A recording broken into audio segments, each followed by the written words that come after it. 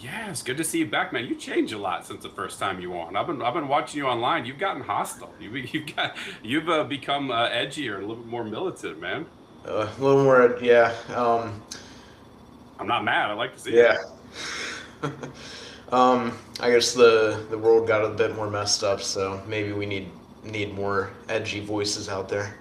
I kind of think so, and you probably seen me in recent days. I've kind of upped my edge factor. It's not to become edgier. I think the signal needs to become louder. I think we've got a long time, a lot of history where people have put up with some bullshit, a lot of bullshit, Yeah. in a lot of different ways. Personally, I'm done. I'm done. The gloves are off. I'm taking all the swings. And if people don't like it, they can kiss my ass. They can not watch my show. They can, not follow me on Twitter. I really don't give a shit. So I'm Yeah. going to say what I think, and you're free to disagree. But I'm not going to pussyfoot around. I think we're far beyond that. This is really really serious with the Epstein stuff, the war stuff, just general government shenanigans. Like I've kind of had it, man.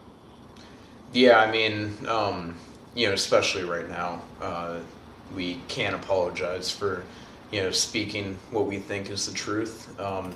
I think, a lack of, speaking with conviction is a real issue. And I mean, you see it on X all the time. I mean, there's not really this genuine willingness to actually, you know, say what's unpopular, but is probably true. And I mean, it's not just on X; it's an issue everywhere. It's an issue in multiple fields. So I mean, I don't think we should apologize for anything. I don't think so either, but other people take a little bit of umbrage with some of the stuff I've been saying, and I think you do too. I think you see things maybe a little bit differently on the military stuff. So tell me, like, what do you think I'm getting wrong? Because I look at military members as grown adults, people that have volition, that make their own choices, that decide what they're going to do, and they act. Right? They're not some sort of passive automaton that just gets moved around. And I hear that language a lot. It's always like the government sends them there. They send them there to do. It's like that's not really what happens at the end of the day. At the end of the day, there's a human being that. Cause I'm military, ex-military. I know what this is like. You live in your place, and you get up in the morning, and you do PT, and you drive somewhere. And when they say you're getting deployed, it's not automatic. You could not do it. Like the COVID shots. Yeah, there's consequences. Yeah, if you decide you're not going to take it, if you decide you're not going to mask, if you decide I'm not putting up with this bullshit, sure, there's consequences. But there's nothing in the world stopping you from saying, no, I'm not going to go over to Iran and kill innocent people just because the government can't handle the Epstein situation. They need a distraction. Everybody knows that that's what this is. This is that. Plus, we're doing Israel the thing that it's wanted to have done for 47 years or whatever. This is something that people, in my view, people of conscience have a responsibility to say, no, if you're actually pulling the trigger, you're pushing the button, you're firing the missile, you're blowing people up, you're killing people. That's on you. That's not the government. The government just doesn't send you passively. So tell me where I'm wrong, because I think people take my view. They kind of pearl clutch and gasp quite a bit, and I think I don't go hard enough in the paint about this. I think if anything, I'm being too reserved. So what do I got wrong? So I think that I think we're making the situation black and white, where I don't see it as black and white. I think that with regards to people joining, I know when we were talking on X, you brought up people should understand the past 25 years of foreign policy and then come to their own conclusion. And what I would say to that specifically is, are people really going to grasp the implications of the past 25 years of foreign policy? Because I mean, I wasn't alive during 9/11, but if you look back during the 9/11 days, I mean, imagine, obviously you were alive then, but I mean, seeing that on TV, and this is something that's never happened before on this scale, and what are people's immediate reactions going to be to that? How much propaganda are they susceptible to? And I think it's a lot. I mean, especially the people signing up are people in my age group. I mean, there's a lot of people in my age group that don't understand, like the Israel thing, right? They don't understand that, what Israel wants, that Israel is, buying out our politicians. They're, we're doing their bidding. People in my age group don't get that. And, they also, there's also other reasons too, with regards to why people join. I think that, everyone's situation is different. We grew up in a culture that told you that, your best option is to get a 4-year degree and go to college. Well, if you're told that, from a very young age all the way up until the time you graduate, and you don't have a college lined up, the situation can seem very, very helpless, and flipping burger patties right out of high school, that's not something that is an option for a lot of people. They have to provide for their families one way or another. Everyone's situation is different. They don't always have a college to go to right out of high school. They don't always have that plan. And I think they can naively get themselves into something that they might not have all the facts, or they might not understand all the facts. No argument there, because I was that kid. Recruiters are evil. They're the scum of the earth. They prey on a lot of kids that don't have a lot of options, and they promise them a bunch of things that are complete bullshit. And I'm not saying kids aren't propagandized into this. My point is, like, they're morally culpable. You're responsible for your actions regardless of if you were, society has, inculcated you with these crazy ideas and stuff. Like, for example, Matthew, would you take the hijackers of 9/11 and give them the same pass that you would give people in the U.S. military? Would you say, well, yeah, gosh, they were, from the time they were little, man, they had to pray 3 times a day to Mecca, and they had this Islamic propaganda shoved down their throat, and they were told from a little age that, man, it's the best thing ever. You get the 72 virgins or whatever the thing is, right? Would you give them that same thing? And not even that, but would you then pat them on the back, or not, obviously they're not the hijackers, but if somebody committed a bombing of some sort, would you say, well, gosh, they were propagandized that? No, by the way, thanks for your service. Like, would you pat them on the back and lift them up and buy them a dinner if you see them out, or let them board the plane early, right? Do you get my point? So I don't know if it's necessarily the same situation. With regards to the hijackers, and obviously there's a little, the official narrative of 9/11 is probably not true, but leave that aside. leave that component aside. Let's just take the default explanation. But I mean, put yourself in the shoes of somebody living under the Iranian regime. I mean, that is a very, very difficult situation to be born in, right? If you're a woman, the Islamic rules against women are absolutely heinous. If you're a male, you're born and basically to serve this regime that they say death to America, and I mean it's their right to say that, but they still have this very hateful ideology towards other faiths and other groups. And if they're grown up into that and they God forbid they end up stateside and they commit an atrocity such as a bombing, the act itself and the outcome of the act is unchanged, but it's important to understand what exactly led to that act being committed. What were the events leading up to it?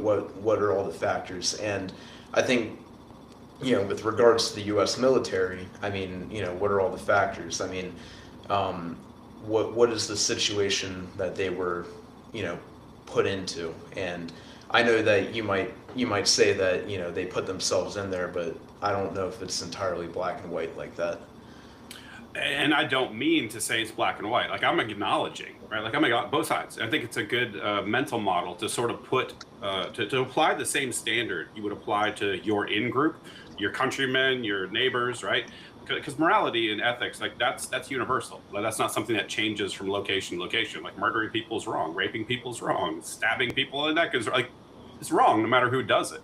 You can understand the factors that played into it. Like you can understand somebody had, let's say, a really hard childhood. They get abused as a kid, and they developed mental disorders, and they developed drug addiction problems. You can understand it, but what the core of my issue is like, was it good, right? Is what they're doing good, or is it evil? And if it's evil, why are we not condemning these people, right? Providing social ostracism and pressure and saying what you're doing is a bad thing. You're committing acts of unspeakable evil. Stop it.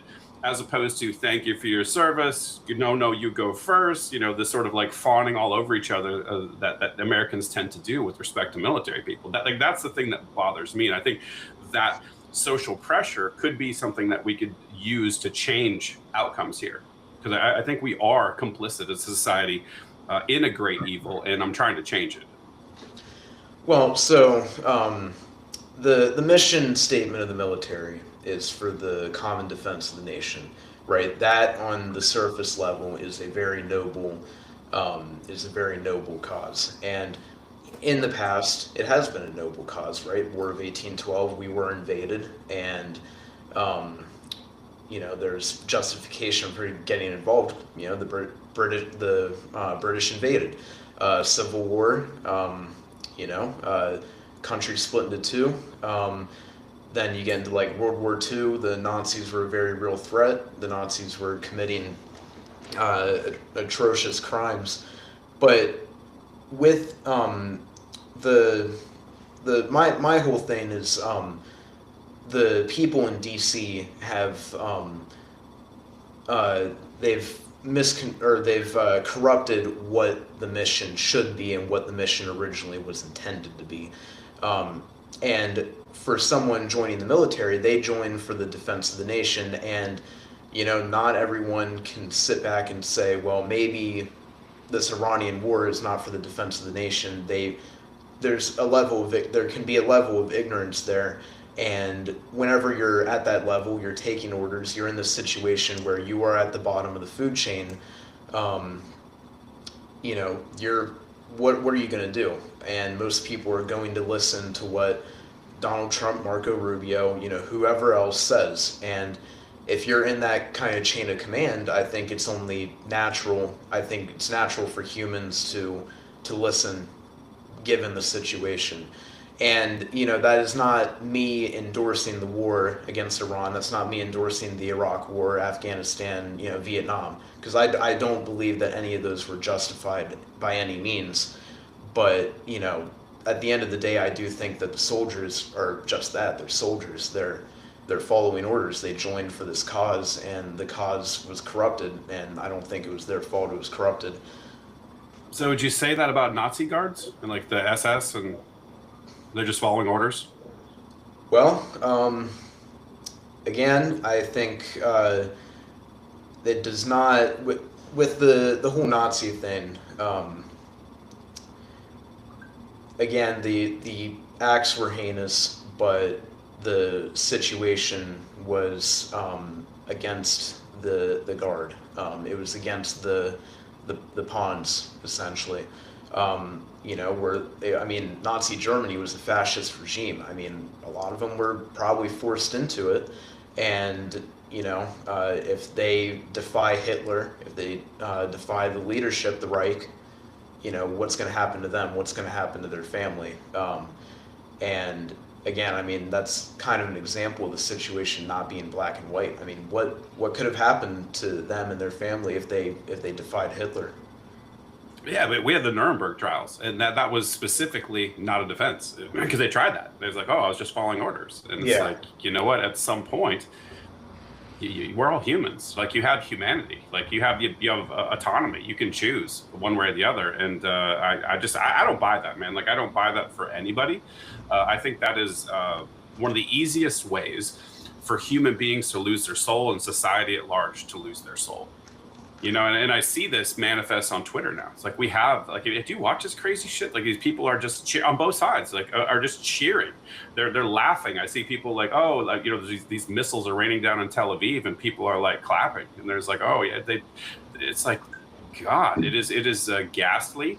And I think people that aren't in it, they treat it like a video game. But as somebody who's been inside, who actually signed my name on the dotted line, saying like I'm putting my life on the line, you know, I don't have the same perspective on it, right? Like I understand how deadly serious this is, and what it's like being in a, you know, a situation where you could clearly lose your life, or might have to take somebody else's life and have to live with that for the rest of your life. And so that for me, I'm like man, like I really bristle at this idea that they just know the person that is actually performing the action, whether it's blowing up somebody or shooting somebody or whatever, like they have the least amount of moral culpability. Like I can't buy that. Like that doesn't square for me.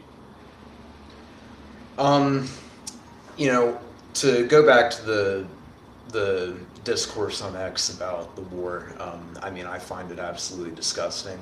I think guys like Lindsey Graham and Ted Cruz do not. Well, maybe they do understand it, but again, it's very evil. You know, even if this was, you know, a situation where we had to defend ourselves, even in that situation, you should never, ever celebrate the fact that another human being has died, whatever the circumstances may be.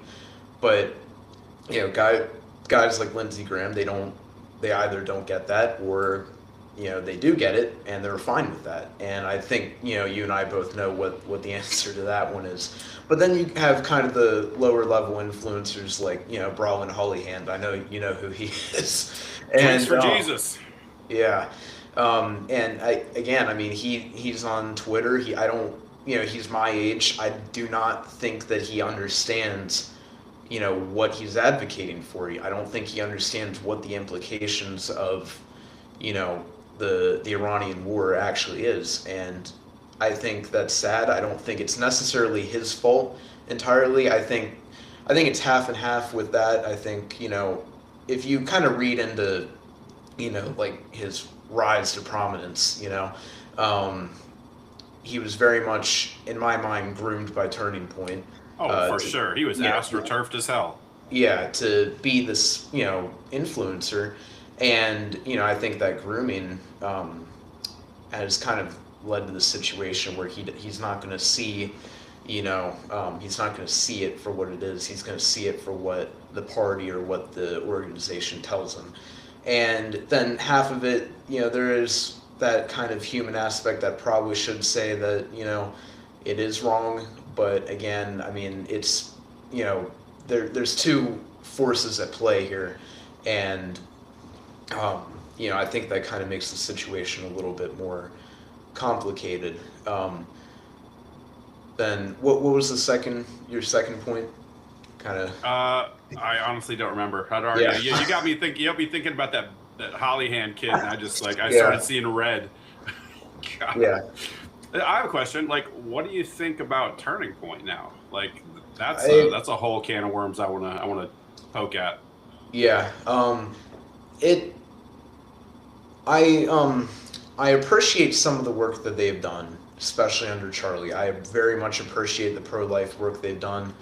They've done more for pro-life, you know, with regards to abortion, than most other organizations, and I will never take that away from them.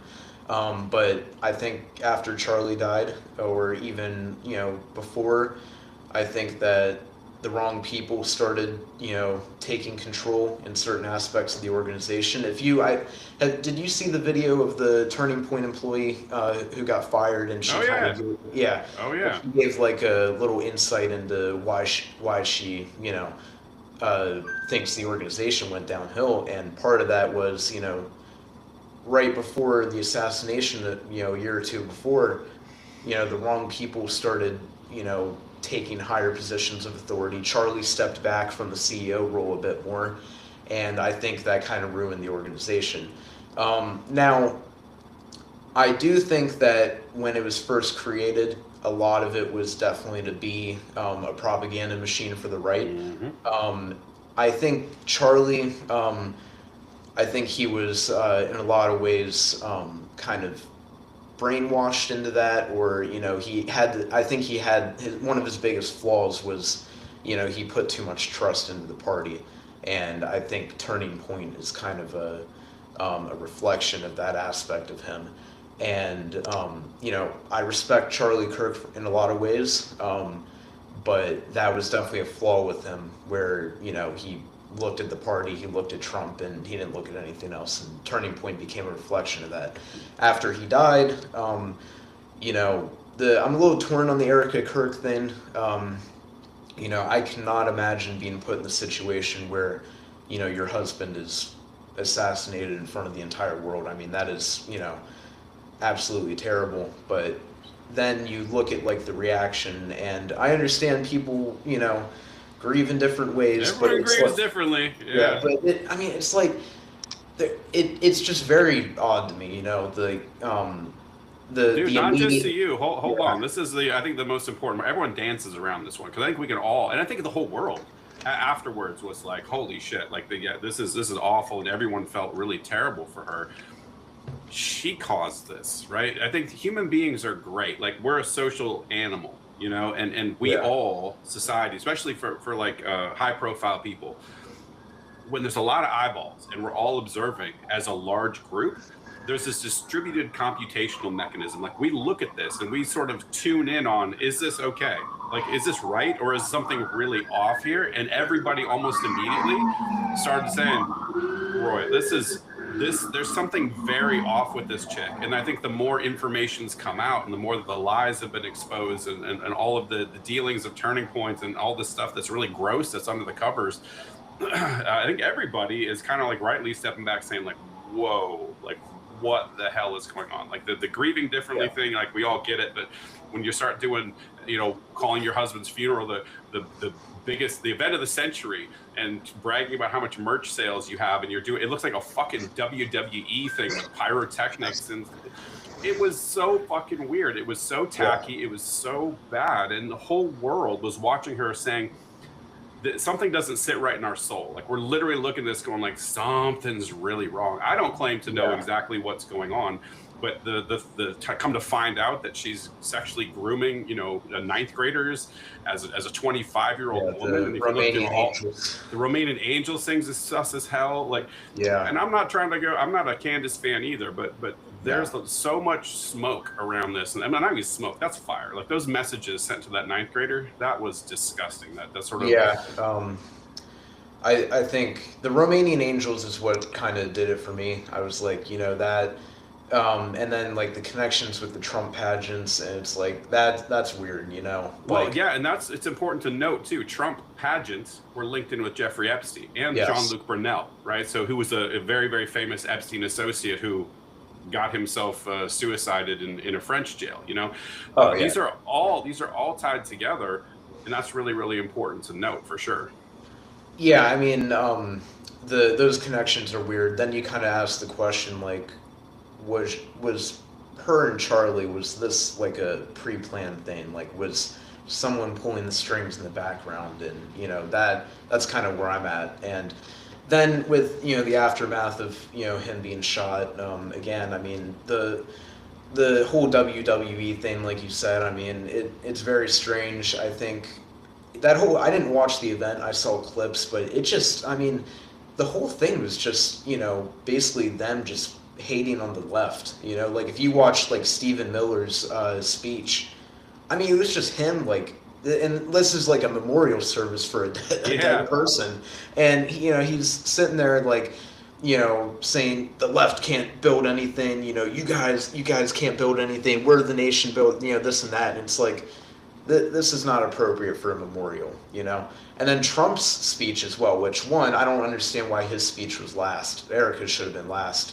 but his speech was, I'm sorry, Erica, but I hate my enemies. Like, come on.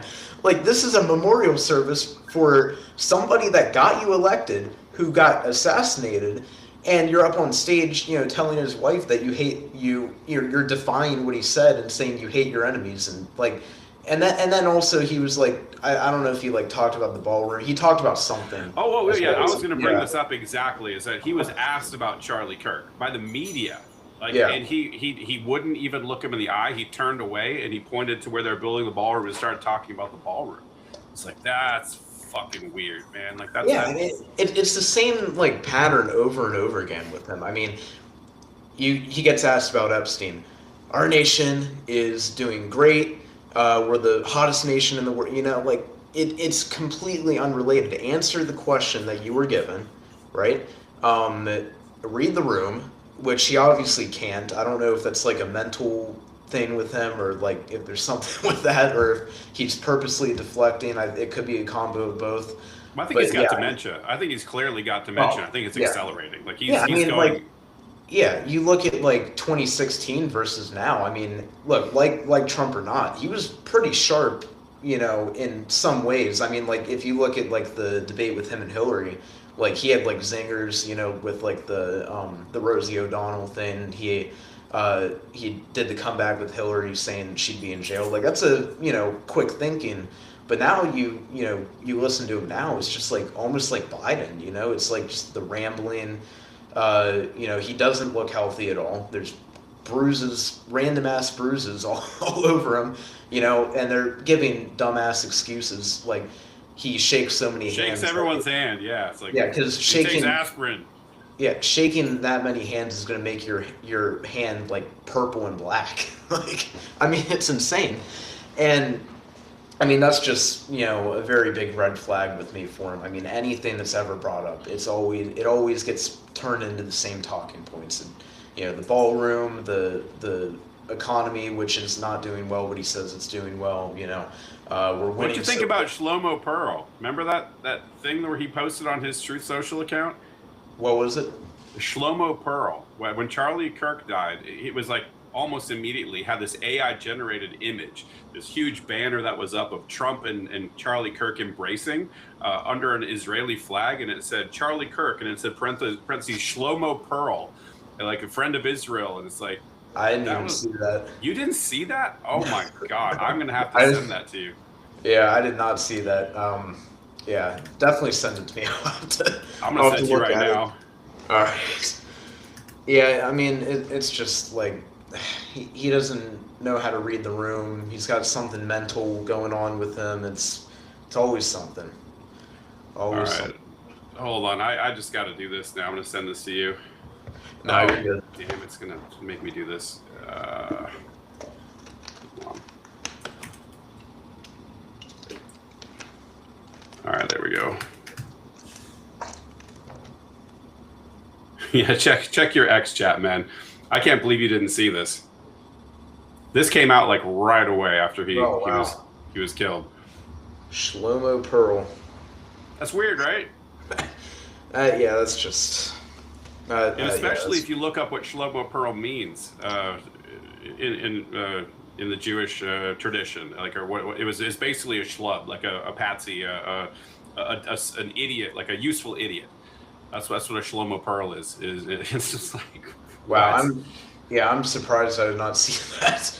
That sounds like something I would have seen, but that sounds like something that more people would be talking about. But Well, I talked about it at the time, but I don't know. Yeah. People don't really see my shit. Like the X doesn't like, definitely doesn't like me anymore since I started saying true things about Mr. Epstein Elon.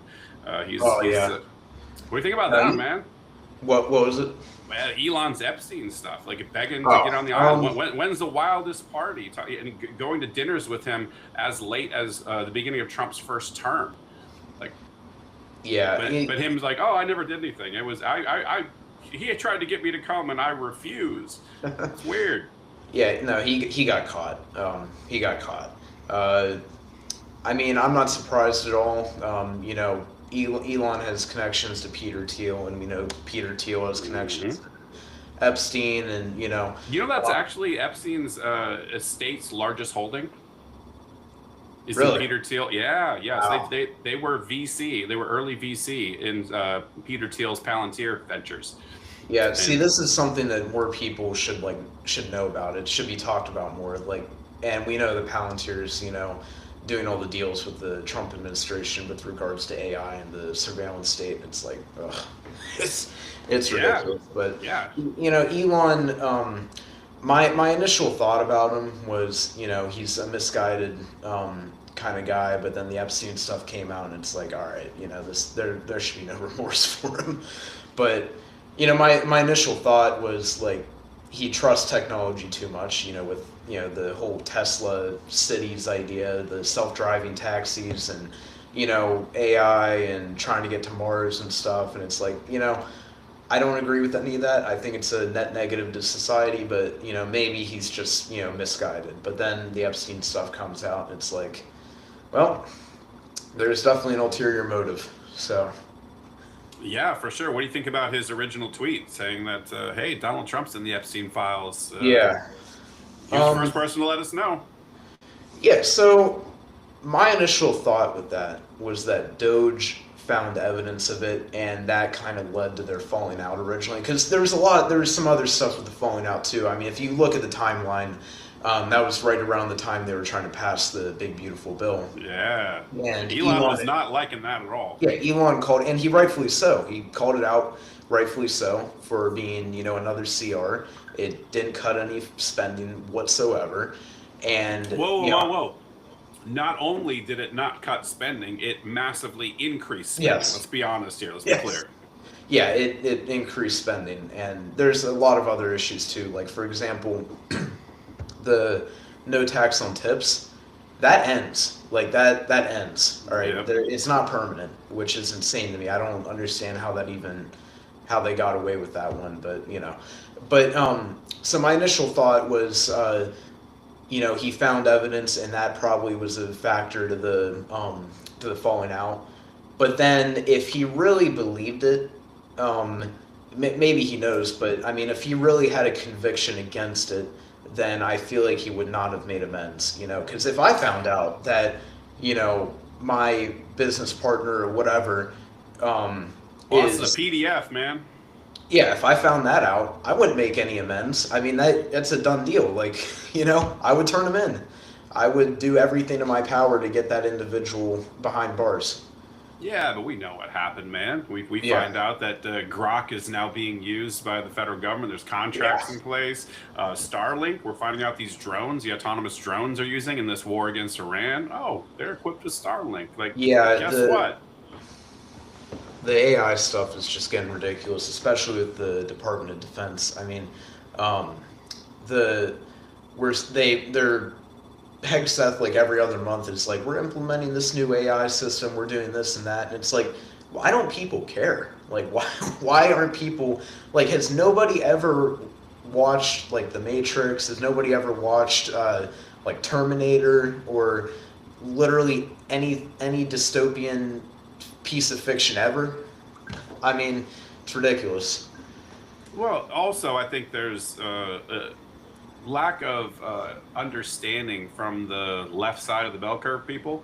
No shade. Like, everyone gets born with the IQ they're born at, but to try to comprehend something like, what are the second and third order effects of AI? How is it going to potentially be used in a nefarious way? And ask, like, the blue collar dude who works on cars all day to comprehend like what that's going to look like, but people can't, and they're trying to figure out how to use it in their life. Everyone's using Chat GPT to do their fucking homework, and they can't think like, what's the future going to look like? I don't think people have that ability by and large, and so I think a lot of this stuff, and also there's so much information out there to try to understand like where all these contracts are. Where's the government using AI? How is it used by the Pentagon? How might that be misused against us?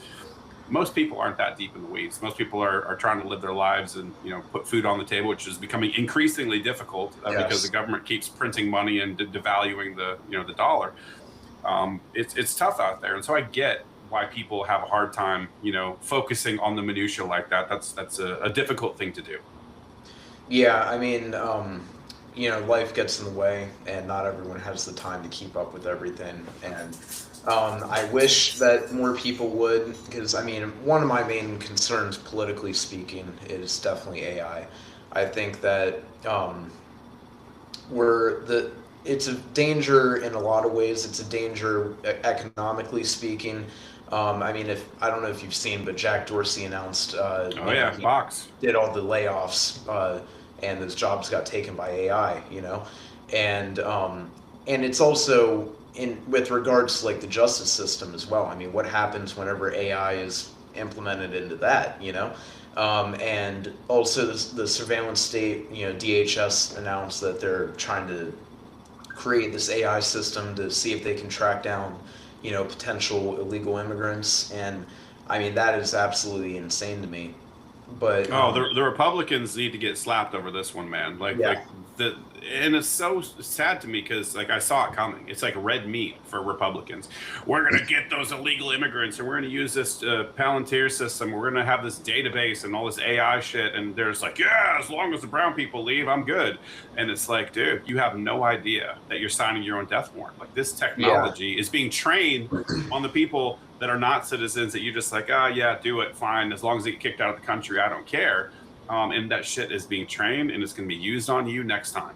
yeah. I mean, you know, Tom Holland is trying to if they find out that you're protesting against DHS, you know, they're going to dox you. You right? They're going to find your employer. They're going to find your first and last name. They're going to get a picture of you, and we already I can't remember what they DHS got caught recently asking for personal information. I can't remember who they asked, but they got caught, and um, they asked like thousands of times for this particular institution that they asked. I can't remember what it was, but again, I mean, people just don't see it deeply like that. They don't it doesn't click with them that there's an issue with, you know, AI and all of these sectors of society. And you know, economically speaking, whenever, you know, uh, an economist, a data analyst, you know, programmers, I mean, this is stuff that AI can do,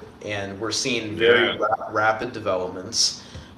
I mean, if you went back in time to even just 2020 and you showed somebody like Grok or ChatGPT from today, it would be absolutely amazing to them. I mean, that would be unheard of. Go back 10 years, 20 years. I mean, the science fiction isn't becoming fiction anymore in a lot of ways. And, you know, technology is rapidly advancing. I mean, the advancement of AI was like night and day. Like at one point it was, you know, wasn't really there, but then the next day it's like now you have all these, you know, generative AI platforms like ChatGPT, Grok, Copilot, you know, all these systems. And so it's a threat economically, and then especially with advances in robotics. I mean, if you've kept up with like some of the robotics China is doing, Mm. I Yep. mean, there could be a point in time where, um, you know, a mechanic, a robot could do that job. You know, a robot could go into a coal mine. A robot could, you know, do electrical work on a locomotive. I mean, jobs that it would seem like AI wouldn't be able to take. I mean, it could take it with those advancements in robotics. And but what you know what's the end game if AI just does everything? Well, socialism. I mean, that's the end game. You're gonna live in this society where, you know, God forbid we get to that point, but AI, robotics, whatever, it does the work for you. You know what do you have? You're gonna live in this, you know, hyper, you know, lenient and society, and you know, it's going to be very, very bad for freedom. I think so. I think there's a lot of positives to it as well. Like the thing that you're scared of, rightly, because everyone's like, "Oh, what about my job?" And everyone's thinking about their job, but it's like ultimately, you know, candle makers were really pissed off at Edison for coming up with the light bulb. But guess what? The light bulb was better. Like it's an improvement, you know. So there's going to be some shifts, but I think the issue with AI that's going to be causing a lot of pain is how rapid the shifts are going to be. Like, you know, I'm in the tech industry. They are cutting, like Amazon cut like 30,000 workers in the last 3 months. You know, you talk about Dorsey's cuts, like all the major Meta, Google, like they're all cutting, and they're accelerating their development. It means they're doing more with less. So and everybody that works in these companies now has to use AI, and you get graded on how much AI you're actually using and how fast you're going with it. So it's already transforming that space. Lawyers are going to be another one. Like basically, you're not going to need lawyers anymore for the most part. The standard people that do the paper pushing in the background, trial lawyers, yeah, sure, you need to have somebody to argue a case, but accountants are going to go by the wayside. And I think you're right. As soon as you get this AI, these modules that are embeddable into human-like robotic systems, you're not going to have crab fishermen. You're not going to have high-power line workers, right? You're not all the dangerous jobs like construction and sewers and like all that stuff is going to get taken away. Auto mechanics, and I think every house is probably going to have a robot. That's going to be able to do everything around your house, fix all your plumbing issues, like build an addition for you. Like they can do anything because it's just downloadable data into an autonomous robot that articulates like human hands, right? I think you're going to be able to do a lot with it, and I think society become a lot richer because the cost of producing things is going to go down a lot. Question is, what are these people going to do for income besides that? I don't really know. I don't have a good answer. All I know is that human desires are infinite and resources are finite. So there's going to become some new thing that opens up. I think it'll get crowded. I think a lot of people are still going to pour into like the content creator space, and some things might become more niche. Like it's almost like Etsy type of stuff made by a real human. Like that might become a thing that people prioritize and pay a premium for. But I also see a return to analog coming. I think there's going to be almost like this mass like rejection of some of this stuff, and people are going to go Amish. Like people are going to go like, we're going to be like, we've seen enough. We're going to go over here and we're going to build our own parallel system that just like, we're going to use hand tools, not power tools. We're going to, churn our own butter. Like, I think that's going to become a real thing. I think people are going to opt out of the digital ecosystem. They're going to try to sort of escape some of this dystopian future stuff you're talking about. Yeah. I mean, I think that people will definitely try to find an escape, but if something like the Terminator or the Matrix happened, then how easy would that escape be? Yeah, dude. It's also a question. And I mean, my another big issue is I think it kind of takes the humanity out of life. It takes the humanity out of like education, for example. And did you see the guest that Melania Trump had at the State of the Union, the little girl? Well, I don't watch that stuff, man. Yeah, I mean, well, I don't blame you for not watching it, but her guest, especially Jeffrey Epstein's ex-girlfriend. Like, I don't want to have anything to do with her. Well, but her guest was a little girl, and she was advocating for more AI in the classroom. That was the first lady's, guest to the State of the Union was advocating for AI in the classroom. It's like, this is a child. I mean, she does not understand like what she's talking about. She doesn't understand, with education specifically, there needs to be some kind of human factor. And, I do get that there are a lot of bad teachers out there, but also, with AI, you're basically just creating even more slaves to the system at a much more dangerous capacity, I think. Yeah, yes and no. Like if you let the government educate your kids. Yeah. But I've actually been saying that AI is a great tool if you know how to use it to educate your own kids. If you do what I believe you should do if you have children is not outsource the raising of your children to a third party. Educate them yourself. This is my spiel, man. Like I don't care who stays home, somebody should stay home. You should not have a kindergarten person raising your fucking kid. Like that's just out for me. You live a lower standard of living. You don't have all of the fancy shit if you need to downsize, downgrade. Some parent needs to be with that kid, and ideally that parent should be educating the child. And then a lot of people are like, oh, I can't educate. Yes, you can, especially now with AI because you're not necessarily going to get back. Like you don't just turn over your education to. It's like a tablet kid where it's like here's Grok, or here's ChatGPT. Go learn something. Because I use this every day, like you can curate stuff. You can like, okay, I want to have, this is the education plan I want to have for the day. I want to teach my kid this, and this. It'll help you, especially things that are completely non-subjective, like mathematics and science. Like if you can't, with AI, like even if you're a dumb person, if you can't educate your child in 12 years better than the government teachers, you are retarded beyond belief. Like you are like I'm not gonna argue with that. you are a failure, right? Like I don't. So I think this is a thing where if it's harnessed appropriately, it can actually yield a whole bunch of good. I don't believe in the all good or all bad. I think it's going to be in the middle. But I am, like you, very concerned about the bad, particularly with respect to like war. I think we're seeing this more automated drones. You're going to have these humanoid robots. Who the hell else knows what's going to be turned into AI-enabled, bots and mini bugs and birds. Like you have no idea what's going to happen in the future, and it scares the shit out of me, man. Yeah. Yeah. I mean, I just I think the bad outweighs the good, and I do think that it can be a tool. I mean, I'll be sitting at home and I'll come across something on Twitter, and then I'll ask Grok like what it's referencing, and the historical aspect of it and stuff. And I think it's good for that. Like if you actually play around with it, you can learn a lot. But I do think that there are serious issues with the human capability aspect of it, and people should take personal responsibility.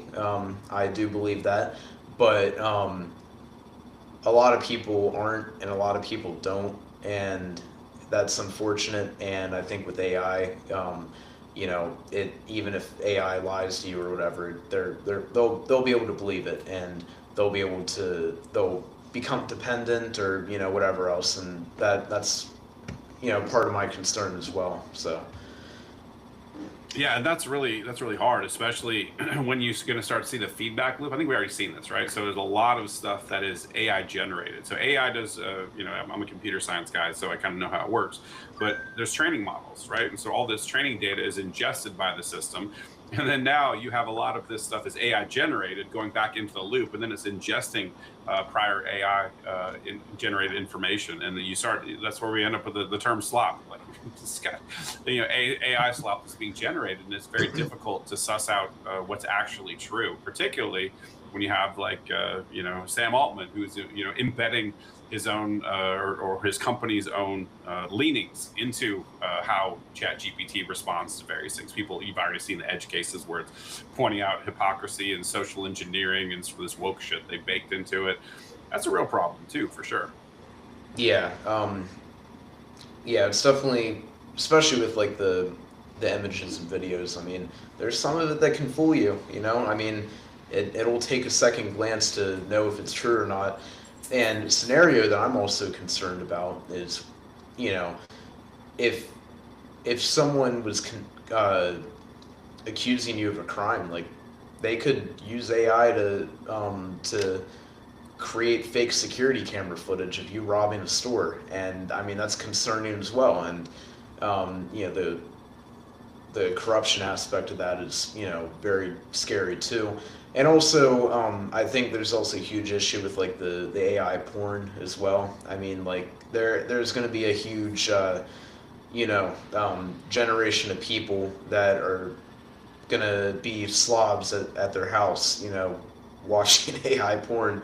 And whenever the Tesla pleasure robot comes out, they're gonna sit at their house and use their pleasure bot, and they're not going to go out and find an actual human being. So, I mean, that's also, another concern. And then also the deep fakes too, like the deep fake porn, like that is just absolutely insane to me. The fact that, you can basically take a picture of someone and just make pornography out of it. I mean, I was, the one guy that goes on Dave Ramsey sometimes, and he's like a social. He's the young guy. He's like the dark-haired guy with the tattoos and stuff. I was scrolling through some of his videos last night, and one of them was a caller saying that like her stepdad had taken a picture of her and made the picture naked, and she found it on his phone. I mean, that is scary to me. That's insane, and I mean, it's absolutely disgusting, and I mean, it's just adding to the pile of issues with AI that I have. So. All right, man, enough with AI because we're getting short on time and I got 10 minutes left. I want to talk about Epstein, man, because that is like my number one issue. You probably see me crashing the fuck out. I was a victim of childhood sexual abuse, and it's very personal to me. And I know one of the victims had Juliette Bryant on my show. I crash out about this, and I think it's super important. And I think that we are all as a society looking around, being like, "What the fuck is going on with the Epstein files?" So what's Yeah. your take, man? Like, what's your analysis as far as how we've gotten to where we are, where we're at, what you think to be true? Like, how do you see all this? Um, well, I think that I think a lot of it we're not getting the full picture. You know, I was watching. I've been watching a lot of videos from this guy on YouTube called Dr. G Explains, and he's a body language expert and a psychologist. And he like goes through all of the depositions and the videos and some of the files. And I mean, there's just just clear issues with how Jeffrey Epstein died, how his Did you hear about body. the prostate thing? What was that? Did you hear about the prostate thing? No, I didn't. Oh, I gotta tell you something. This is so cool. So you know how everyone is always assuming that this is not whoever's in the autopsy wasn't the real Jeffrey Epstein. Well, this is great. In the Epstein files, there's a bunch of emails about him having his prostate or get a prostatectomy. And there's a bunch of just benign emails between him and his doctor or something. I can't remember the details, but he's saying, "I don't have a prostate anymore. It was taken out." He talked about the surgery, he talked about the dates. And So they it's in found the the emails. prostate on the body.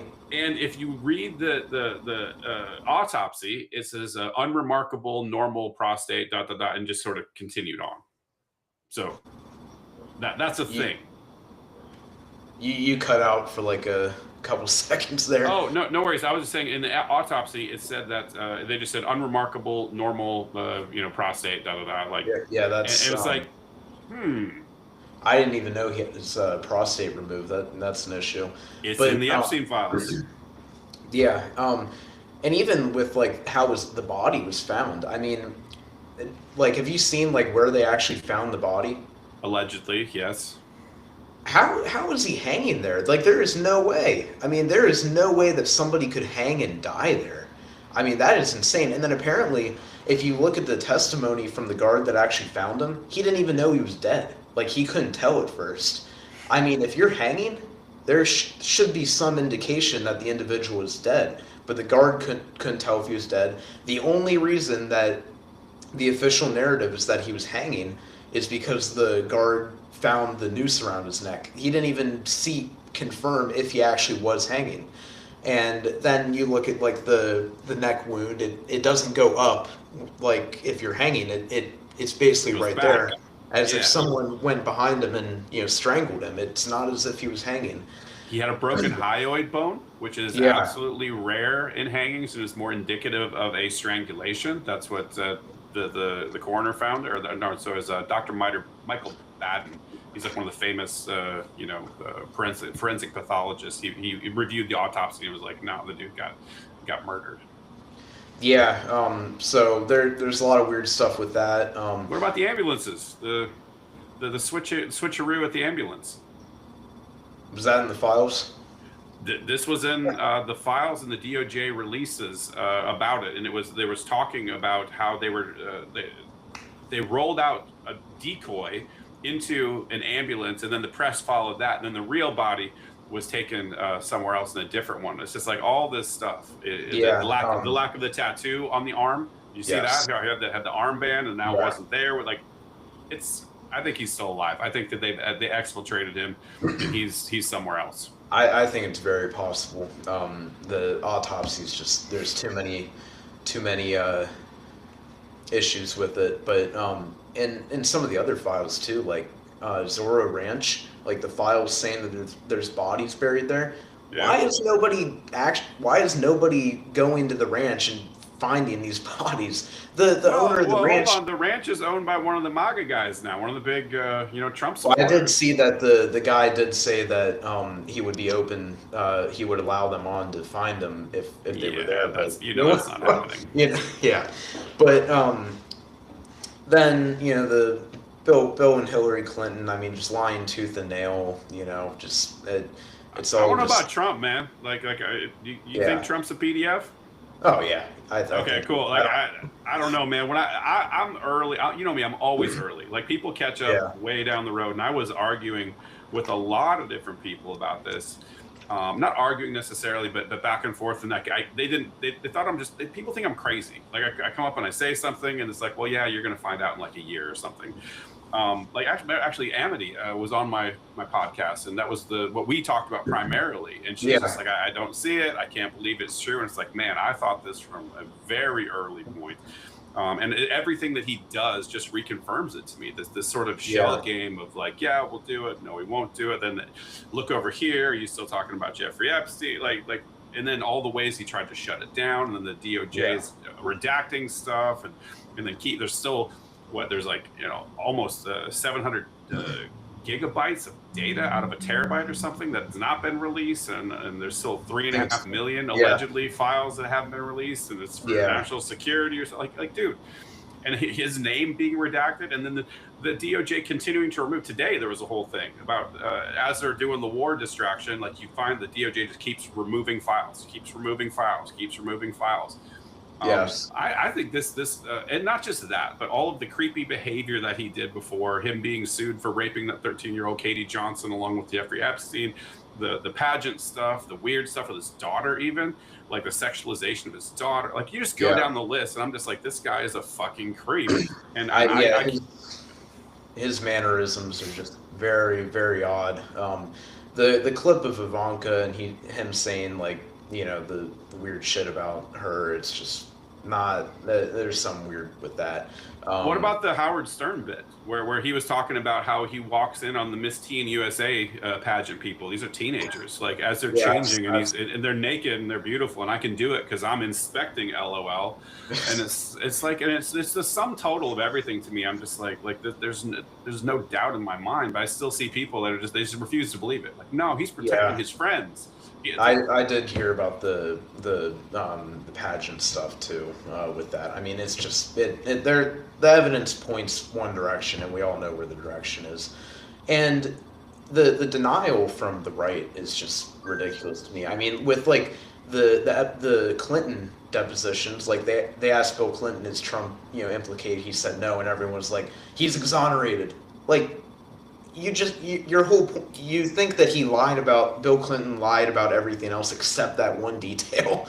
Like, I mean, he lied about all of it, including. Well, and also it's weird too, because all of a sudden it's like, oh, I feel bad that Bill Clinton is I feel bad for him. I don't like to do this. Yeah, that's weird. All of that weird stuff, and then wishing Ghislaine Maxwell well. It's like, oh, I wish her well, and like moving her to that cushy, Club Fed prison, then having the video of her, and everyone's like, that's not the same lady. Yeah, and also not the same person. With Prince Andrew too. I mean, he was like saying it's so terrible that Prince Andrew got. Yeah. No, it's not. It's not terrible that he got arrested. He deserves what he gets, and he's not getting he's not getting what he deserves. But you shouldn't be saying it's a terrible thing that he got arrested. And I mean that's just he said it about Clinton too, the Maxwell stuff. I mean, it's all just strange to me. I don't understand why the average MAGA person cannot look at that and not think that's weird. It's just. They've got something on him. There's something in those files. I'm sure that Israel has it. Russia probably has it. There's probably some state actors that have this information. Yeah. That's the only thing that makes sense to me. Did I ever tell you my Russiagate conspiracy theory about this? No. So do you remember the Russiagate thing when Christopher Steele was pushing this, and he swore that the tape of Trump with the P tape with the Russian prostitutes was real? Yeah. I think that's real. Yeah. I think the Russiagate stuff was bullshit, but I do believe that the Russiagate thing was fabricated, but they included that nugget, and I think that was like a shot over the bow. It's like, yo, motherfucker, you remember that tape? We've got it. I think that's going to be in the Epstein files. I think that's part of the thing that they're hiding. So anyway, I have no evidence of that, but just my pattern recognition thing is going off, and I'm like, I think that's real. I think that you're going to find something like that in these Epstein files, and probably a lot worse. Yeah. Do you think Frazzle Drip is real? What's Frazzle Drip? Oh, you got to educate me here. It's kind of a part of the Pizzagate stuff with Hillary Clinton, but it's a video with one of her aides. Oh, is this those 9 police officers that like watched it and ended up killing themselves? Yes. I don't know. I've heard that. I want to look into it more because that sounds like it might be true. I think you get Yeah. into these dark corners of the world, and if you expose something like that, it was off of Wiener's laptop, right? Anthony Weiner. Yes. Yeah. Okay, yeah, I got to look into. Thank you. I need to dive into that. I need to study that more because that certainly is plausible. I don't know necessarily though, so I'm gonna dive into that. But hey, dude, Yeah, we're that's up pretty- against time, and I don't want to be stepping on Free's toes. His show Yeah. is kicking off with Jacob and our good friend Derek Wills. It's gonna be an awesome episode. So anyway, wrap it up, man. Tell everybody where they can find you. I love your content, love your account. I want more people to come check you out, brother. Well, you guys can find me on X, Matthew Hunt, 2 uppercase I's. I mainly just comment. So yeah, that's where you can find me. Awesome. Yeah, he's based as hell. Definitely check him out. And I look forward to seeing your arc in like 5 years when you're like grizzled like me. I want to see what you turn into, brother. Yeah. All right, you have a good night, man. Probably.